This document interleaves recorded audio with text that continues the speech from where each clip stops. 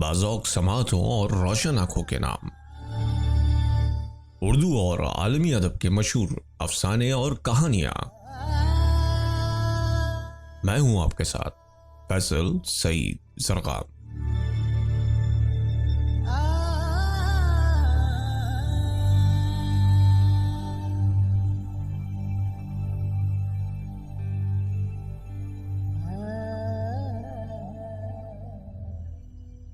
अंग्रेजी अदब का मशहूर novel animal form by George Orwell.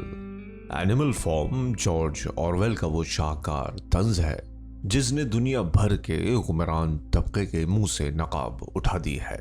जमहूरियत का दावा करने वाले, कौम की खिदमत, मुल्क व मिल्लत की हिफाजत और अवाम के हुकूक की नियाबत करने वाले सिर्फ अपने और अपने ख़ानदान के ज़ाती मफादात को पेश नज़र रखते हुए अवाम को निशाना-ए हवस बनाकर मजबूर बना देते हैं और ख़ुद दादे ऐश देते हैं। इस कहानी को सुनकर आप कभी कभी सोचने लगेंगे कि ये नावल उसने शायद हमारी कौम और हमारे ही कायदीन के बारे में लिखा है। इस नावल का उर्दू तर्जुमा किया है नासिर हुसैन जाफरी साहब ने। ये तर्जुमा जुलाई 1987 में मंजर आम पर आया। जॉर्ज ऑरवेल के मशहूर मारूफ तंजिया नावल एनिमल फॉर्म का निहायत दिलचस्प उर्दू तर्जुमा उर्दू ज़बान व अदब में काबिल कदर इजाफा साबित होगा। इस मुख्तसर तारुफ के साथ बढ़ते हैं नावल के उर्दू तर्जुमे की जानिब।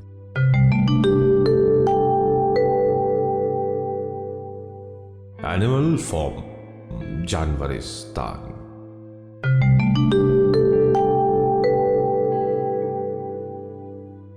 इनकलाब। मिस्टर जोन्स ने अज़्म मामूल शाम के वक्त अपनी मुर्गियों को डरबे में बंद किया और लालटेन की मध्यम सी रोशनी में दरवाजे को खोलकर घर में चला गया।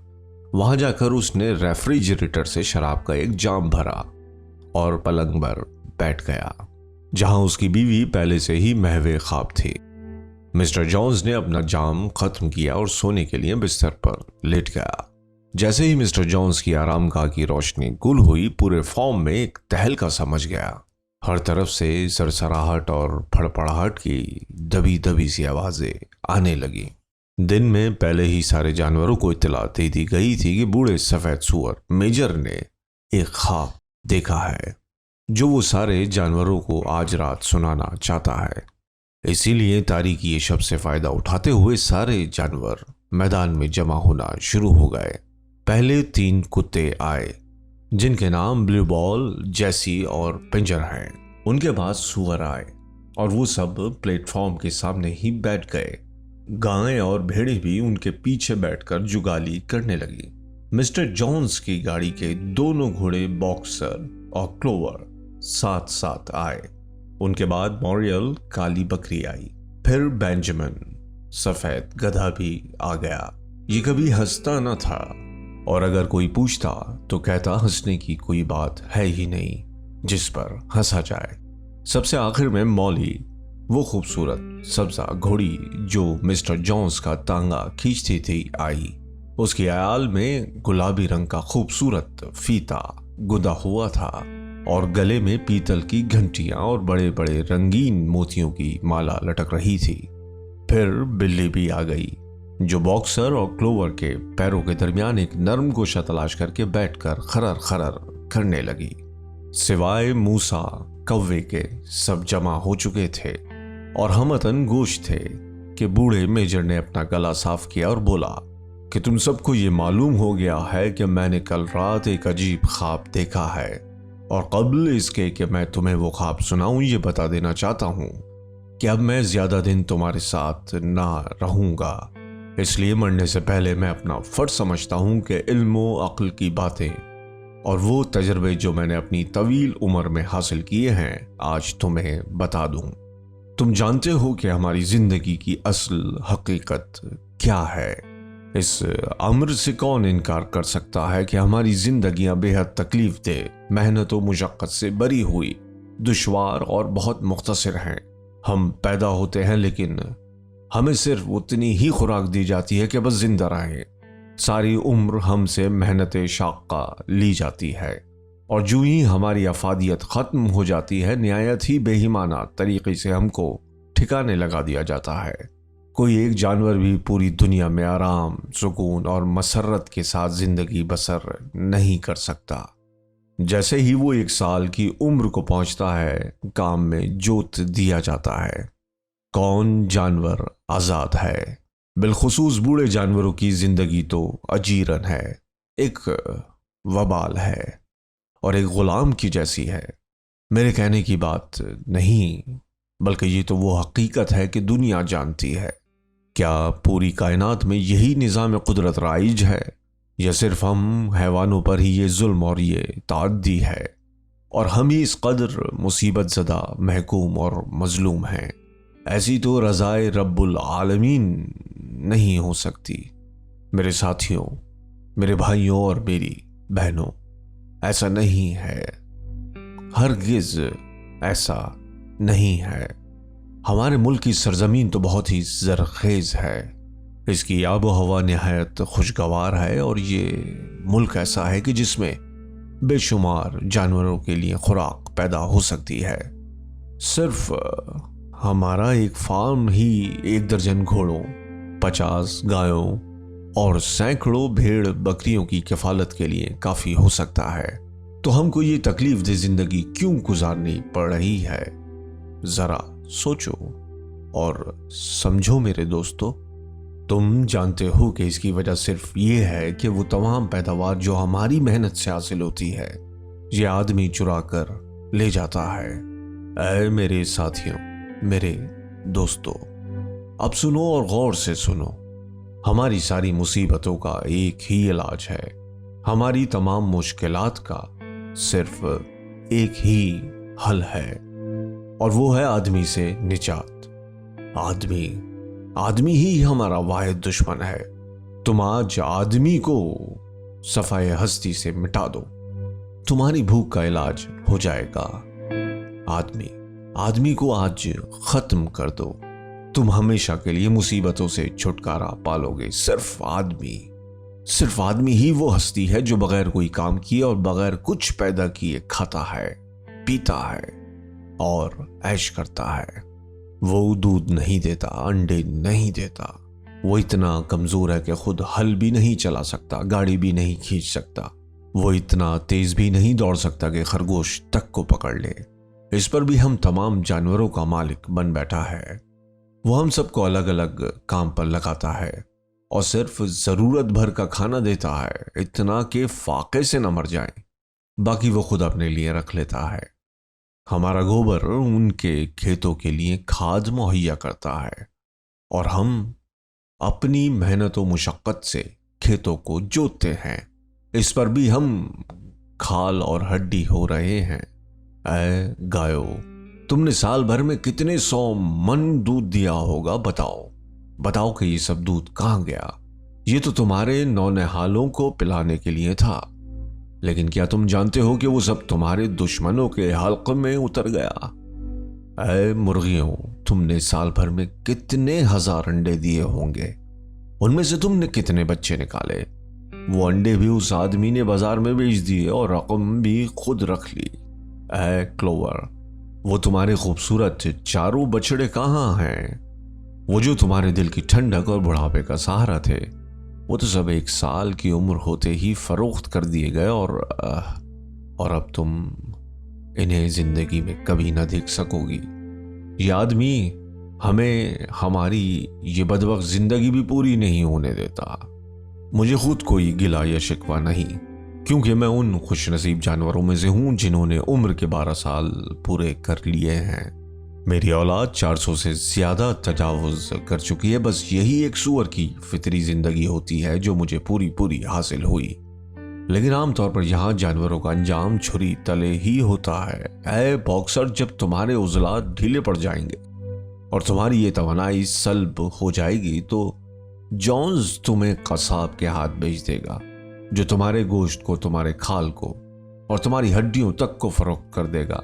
اے بھیڑوں، بکریوں اور گایوں، جیسے ہی تم فربا ہوگی اور تمہارے بدن پر گوشت چڑھے گا، تم سب قصائی کے حوالے کر دی جاؤ گی۔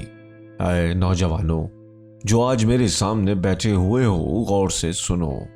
ذرا سوچو کہ 1 سال کے اندر ہی تم جوئے کے بوجھ سے چیخیں مارنے لگو گے. اور اے کتوں سنو، جب تم بوڑھے ہو جاؤ گے، تمہارے دانت گر جائیں گے اور تم دوڑ نہ سکو گے، تو جونز تمہاری گردن میں پتھر باندھ کر پوکھر میں ڈبو دے گا. اے میرے دوستو اور اے میرے عزیزو، کیا یہ روزے روشن کی طرح عیاں نہیں ہے کہ ہماری زندگی کی تمام تلخیاں اور دنیا کی ساری برائیاں صرف آدمی ہی کی خود غرضی، عنایت اور اس کی آمریت سے پیدا ہوتی ہے؟ بس آدمی کو ناپید کر دو، تم شب بھر میں آزاد ہو جاؤ گے. ہماری محنت کی کمائی صرف ہماری ہی رہے گی. ہم مالدار اور خوشحال ہو جائیں گے. ہمیں کیا کرنا چاہیے یہ میں بتاتا ہوں. سنو، ہمیں چاہیے کہ ہم دن رات جان و دل کھپا کر آدمی کی نسل کو فنا کرنے میں لگ جائیں. میرے دوستوں اور ساتھیوں، آج یہی ایک پیغام ہے میرا تمہارے لیے. بس انقلاب. مجھے نہیں معلوم کہ یہ انقلاب کب آئے گا، کل، 1 ہفتے میں، 1 سال میں یا 100 سال میں. مجھے اس کا پورا یقین ہے، جیسے یہ سبز گھاس میرے پیروں تلے ہے، کہ یہ انقلاب ضرور آئے گا. جلد یا بدیر یہ انقلاب آئے گا اور ضرور آئے گا. تمہارا فرض اب یہ ہے کہ اپنی باقی ماندہ زندگی کی تمام تر توجہ تم صرف اس پر ہی مرکوز کر دو. میرے پیارے دوستو، میرے عزیزو، میرا یہ پیغام تم ان تک ضرور پہنچا دینا جو تمہارے بعد آئیں گے، تاکہ آنے والی نسلیں یہ جدوجہد جاری رکھیں اور خدا کرے وہ کامیابی سے ہمکنار ہوں. اے میرے عزیزو، دیکھو، یہ تمہارا جذبہ کبھی ماند نہ پڑنے پائے، کسی کی بات یا کوئی بحث تمہیں گمراہ نہ کرنے پائے. اور اگر کسی نے کہا بھی کہ آدمی اور جانور کا نصب العین تو ایک ہی ہے، تو اس کی بات ہرگز نہ سننا. یہ کہنا کہ جانوروں کی خوشحالی آدمیوں کی خوشحالی سے وابستہ ہے محض ایک فریب ہے، دھوکہ اور جھوٹ ہے. آدمی سوائے اپنے کسی اور کے حالات سے ہرگز دلچسپی نہیں رکھتا. آج سے ہم سب جانوروں میں مکمل اتحاد اور یکجہتی کا مظاہرہ ہونا چاہیے. سارے آدمی ہمارے دشمن اور تمام جانور ہمارے دوست ہیں. 2 پیر رکھنے والا ہمارا دشمن ہے، اور جس کے 4 پیر ہیں وہی ہمارا دوست ہے. یہ بھی یاد رکھنا کہ کبھی بھی آدمی کی نقل نہ کرنا، اس جیسی اپنی شکل نہ بنانا، اور جب بھی تم اس پر فتح پالو تو اس کے گناہوں کو نہ اپنانا. شراب کبھی نہ پینا، تمباکو بھی نہ پینا نہ کھانا، کپڑے نہ پہننا اور نہ پلنگ پر کبھی سونا، نہ مکانوں میں ان کی طرح رہنا، نہ پیسے کو ہاتھ لگانا، نہ کسی تجارت یا کاروبار میں ملوث ہونا. دیکھو، آدمی کی یہ تمام حرکتیں گناہ کبیرہ ہیں. اور ہاں، یاد رکھنا، میجر نے کہا، سب سے بڑی بات یہ ہے کہ کوئی جانور کسی جانور پر کبھی جبر نہ کرے. کمزور اور طاقتور، عقل مند اور بے وقوف، چالاک اور گاؤدی، سب جانور بھائی بھائی ہیں. ہم سب جانور ایک قوم ہیں. اتنا کہنے کے بعد بوڑھے میجر نے کہا، لو اب وہ خواب سنو جو میں نے کل رات دیکھا تھا.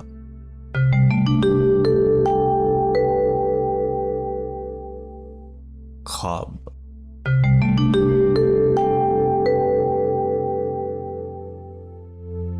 یہ خواب ایسا ہے کہ بیان نہیں کیا جا سکتا. یہ خواب ہے اس سرزمین کا جو آدمی کے فنا ہونے کے بعد ہی نظر آئے گا. البتہ اس خواب نے مجھے وہ سب کچھ ضرور یاد دلا دیا ہے جس کو میں خود بھول چکا تھا. یہ بڑی پرانی بات ہے، جب میں خود ایک چھوٹا سا بچہ تھا.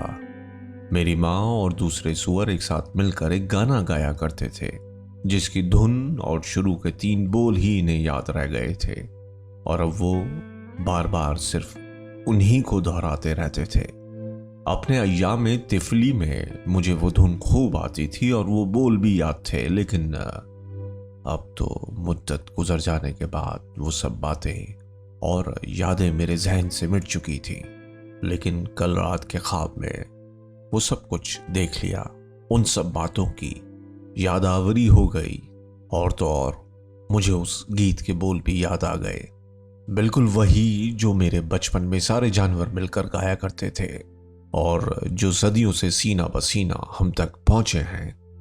اے میرے عزیز دوستو، وہی نغمہ آج میں تمہیں سناؤں گا۔ گو اب میں بوڑھا ہو چکا ہوں، بہت بوڑھا ہو چکا ہوں، میری آواز بھی کافی کمزور ہو گئی ہے، لیکن جب میں تمہیں یہ بول اور یہ دھن سکھا دوں گا تو تم سب مل کر اسے بخوبی گالو گے۔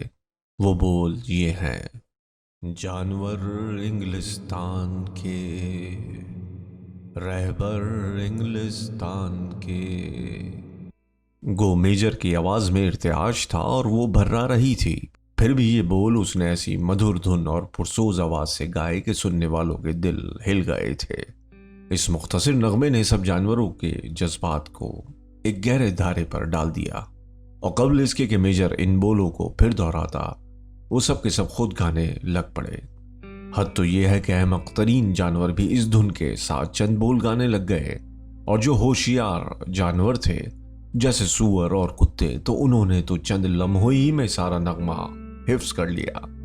پھر تو سارا فارم چیخ اٹھا: تو ہے وہاں ہے لیگ میں آ، قوم کے خادم لیگ میں آ، قوم کی خاطر لیگ میں آ، جانور انگلستان کے، رہبر انگلستان کے۔ ایسا زبردست شور ہوا کہ کان پھٹنے لگے۔ مسٹر جونز ہڑبڑا کر جاگا۔ بغیر سوچے سمجھے اس نے بندوق اٹھا کر ہوائی فائر کر دیا اور سارے چھرے باڑے کی دیوار میں پیوست ہو گئے اور جانوروں کی میٹنگ بھی ختم ہوئی۔ اس کے تیسرے روز ہی میجر کا انتقال ہو گیا۔ میجر کی تقریر نے ہوشیار اور سمجھدار جانوروں کو ایک نئی راہ دکھائی، انہیں جینے کا راستہ بتایا، انہیں باعزت زندگی گزارنے کا سبق دیا، انہیں صدیوں کی غلامی سے نجات کا طریقہ سکھایا۔ گو وہ نہ جانتے تھے کہ میجر کا قومی انقلاب کب آئے گا اور اس کی پیشن گوئی کب پوری ہوگی۔ اس پر بھی وہ اس فرض کو انجام دینے کے لیے اور میجر کے فکری انقلاب کو لانے کے لیے کمر بستہ ہو گئے۔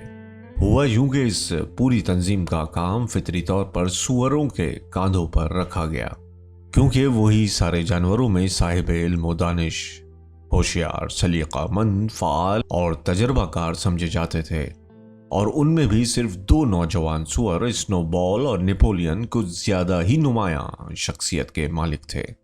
نیپولین قداور جسم اور ذرا خوفناک جثے کا مالک تھا، باتیں کم کرتا تھا لیکن اپنی انفرادیت لیے ہوئے تھا۔ اسنو بال نیپولین کے مقابلے میں زیادہ چلاک تھا، گفتگو میں تیز ترار، باعمل اور موجد قسم کی صفت رکھتا تھا، البتہ کردار میں وہ نیپولین سے برتر نہ تھا۔ ایک سور اور تھا، اسکیولر، بڑے بڑے گول گول گالوں والا، چمکدار آنکھیں، نازک اندام، تیز گرجدار آواز کا بلا کا مقرر اور ذہین۔ وہ وقت کی نبض کو خوب سمجھتا تھا، جیسا موقع دیکھتا ویسا ہی کرتا اور کہتا۔ صحیح معنوں میں وہ موقع پرست اور ابن الوقت تھا۔ جب وہ کسی مشکل مسئلے پر گفتگو کرتا تو ادھر ادھر دیکھتا اور اپنی دم یوں ہلاتا کہ دیکھنے والے مرعوب ہو جاتے اور کہتے کہ اسکالر کو اپنی تقریر سے سیاہ کو سفید اور سفید کو سیاہ کرنا آتا ہے۔ ان تینوں سوروں نے مل کر بوڑھے میجر کے خواب کو راہ عمل میں بدلنے کا عزم کر لیا۔ اس لیے اس خیال کو انہوں نے جانور پن کا نام دیا اور اس کو اپنانے، شہرت دینے اور عام کرنے کا بیڑا اٹھایا۔ چنانچہ جب رات کے وقت مسٹر اور مسز جونز سو جاتے تو سارے جانور مل کر خفیہ اجلاس کرتے اور حیوانیت کے خیال کو دوسرے جانوروں کو ذہن نشین کرواتے۔ گو کچھ جانور ایسے بھی تھے جو مسٹر جونز سے وفاداری کو اپنا فرض سمجھتے تھے، وہ اسی کو اپنا مالک، آقا اور داتا مانتے تھے اور کہتے تھے کہ اگر جونز نہ رہا تو وہ بھوکے مر جائیں گے۔ کچھ جانور کہتے کہ ہم ایسے انقلاب کے بارے میں کیوں سوچیں اور مصیبتیں اٹھائیں جو شاید اس وقت آئے کہ جب ہم خود ہی نہ ہوں گے۔ بعض کا خیال تھا کہ انقلاب آنا ہے تو بہرحال آئے گا، ہم اس کے لیے کچھ کریں یا نہ کریں سب برابر ہے۔ مولی سفید گھوڑی نے سوال کیا کہ کیا میں انقلاب کے بعد بھی اپنے عیال میں سنہری کوٹا باندھا کروں گی؟ اسنو بال نے اسے سمجھایا کہ یہ سب غلامی کی نشانیاں ہیں اور آزادی کے بعد ہمیں یہ ہرگز نہ اپنانی چاہیے۔ البتہ دو گھوڑے باکسر اور کلوور نہایت ہی انقلابی اور آزادی کے مت والے ثابت ہوئے۔ ایک بار انقلاب اور آزادی کا مطلب سمجھ لینے کے بعد جب انہوں نے سوروں کو اپنا رہبر اور قائد مان لیا تو جو کچھ ان سے کہا جاتا اس پر لبیک کہتے، خفیہ مجلسوں میں برابر شریک ہوتے اور دوسرے جانوروں کو بھی برابر سمجھاتے رہتے۔ قومی ترانے میں بھی وہ دونوں ہمیشہ پیش رہتے۔ ایک زمانے میں مسٹر جونز نہایت سلیقہ مند اور محنتی کسان تھا، خود بے حد محنت سے کام کرتا اور ایسے ہی ملازموں سے بھی کام لیتا تھا، لیکن کچھ عرصے سے مقدمہ بازی میں ملوث ہو کر اس نے کافی روپیہ برباد کر دیا۔ غالباً اب اس کے برے دن آ رہے تھے۔ وہ کچھ زیادہ ہی تند مزاج بھی ہو گیا تھا، ہر لمحہ دل برداشتہ سا رہتا، سارا دن بس ایک ہی کرسی پر بیٹھا رہتا، شراب پیتا اور اخبار پڑھتا رہتا، کبھی کبھار روٹی کے ٹکڑے شراب میں بھگو کر موسیٰ کوے کو کھلاتا رہتا۔ اس کے ملازموں اور کارندے سست اور بے ایمان ہو گئے تھے، کھیت ویران پڑے تھے، گھاس بڑھ گئی، عمارتوں کی چھتیں بھی بیٹھنے لگی تھی، جانوروں کے لیے چارے کی قلت ہو گئی۔ جون کا مہینہ آیا، کھیتوں کی کٹائی کے دن تھے کہ ایک روز وہ شہر ویلنگٹن گیا۔ وہاں شراب خانے میں جا کر اتنی پی کے مدہوش ہو گیا اور دوسرے روز اتوار کی دوپہر تک گھر نہ لوٹا۔ اس کے آدمی گایوں کو بغیر دھوئے ہوئے خرگوش کے شکار کا پروگرام بنا کر چلے گئے۔ انہوں نے جانوروں کو چارہ تک نہ ڈالا، نہ دانا دیا، اور جب مسٹر جونز گھر لوٹا تو آتے ہی ڈائننگ روم کے ایک صوفے میں جا کر پڑ گیا اور نیوز آف دی ورلڈ سے اپنا منہ ڈھانپ کر سو گیا، یہاں تک کہ شام ہو گئی۔ جانور اب اس سے زیادہ بھوک اور پیاس برداشت نہ کر سکے۔ ایک دم گایوں نے رسیاں توڑا کر اپنے سینگوں سے باڑے کا دروازہ اکھاڑ ڈالا اور سارے جانور نکل بھاگے اور سائبان میں گھس کر ڈبوں کو الٹ پلٹ کر دانا، گھاس اور راتب کھانا شروع کر دیا۔ عین اسی وقت مسٹر جونز کی آنکھ کھل گئی۔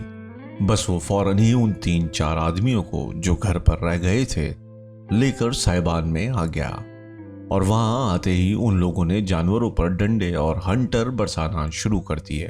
بھوکے جانوروں سے یہ سب سہا نہ گیا اور بغیر سوچے سمجھے اپنے آپ کو ان آدمیوں پر گرا کر ڈھکیلنے لگے۔ جب مسٹر جونز اور اس کے ساتھیوں نے خود کو اس طرح گھرا ہوا پایا اور ہر سمت سے سینگوں اور لاتوں کی بوچھاڑ دیکھی تو گھبرا گئے۔ ان جانوروں کو ایسی حرکت کرتے انہوں نے کبھی نہ دیکھا تھا، اس لیے وہ ان کے اس جنگجویانہ انداز اور یکایک یلغار سے بوکھلا گئے۔ یہ لوگ ان جانوروں کا مار مار کر بھرکس نکال دیتے تھے، لیکن آج صورتحال بالکل مختلف تھی اور وہ اتنے ہکا بکا ہو گئے کہ اپنے دفاع کے لیے کچھ بھی نہ کر سکے۔